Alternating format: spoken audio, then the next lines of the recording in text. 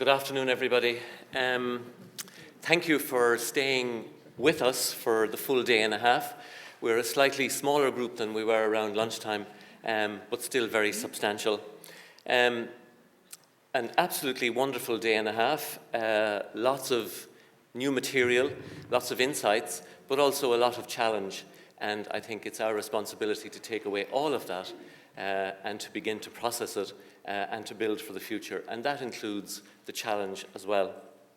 When we were preparing for our last Lenten campaign a number of months ago, one of the things I learned is that the carbon footprint of the average Irish person is the same as the carbon footprint of 88 people in Ethiopia.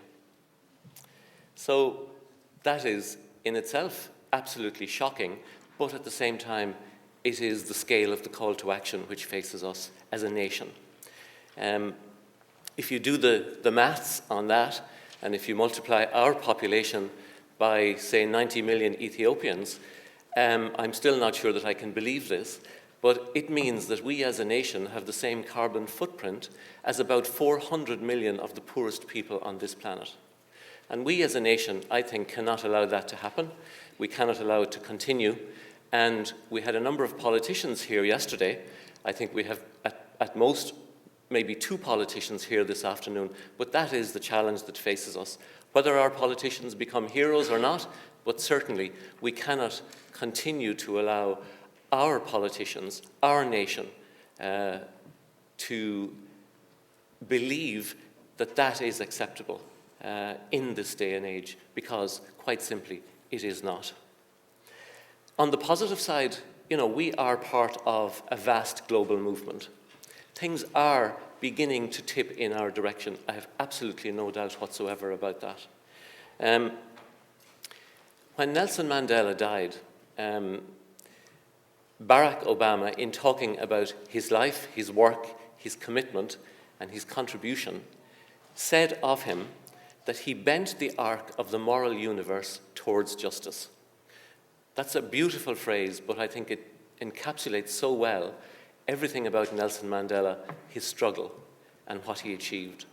And I think that our struggle and what we have to do now is to take up that challenge, and our job is to bend the arc of the moral universe towards climate justice. Because without a doubt, this is the greatest challenge facing any of us. And that includes the war in Syria, human rights abuses, development, poverty. Each one of those is compounded by climate and climate change. So that is our great task in the future, and we as an organisation in Trocaire are committed to taking that up and to continuing that struggle.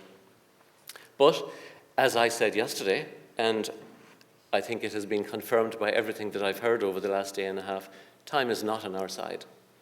We have to get cracking on this. And that brings me to the 3 of us as institutions, Trocaire, St. Patrick's College, Maynooth, and Maynooth University.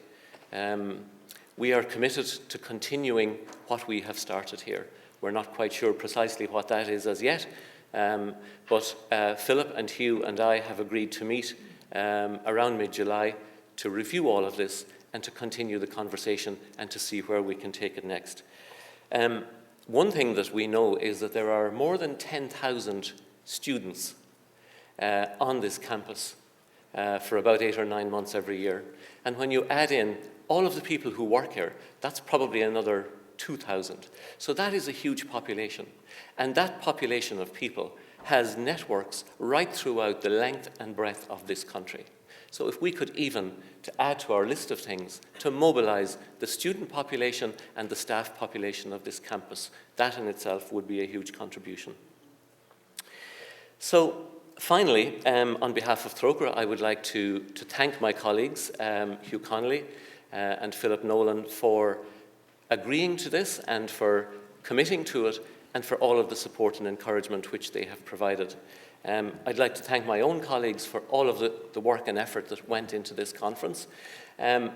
I'm just going to pick out two people and then in general thank everybody. There's somebody down here that I'd like to pick out and ask her to stand up, and that's Ciara Kiran.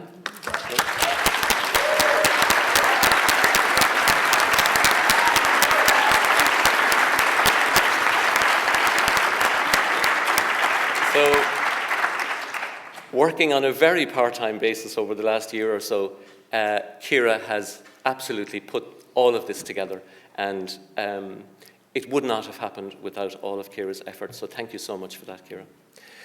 The second person that I want to thank is my colleague, Head of Policy and Advocacy in Trocaire, Lorna Gold, who from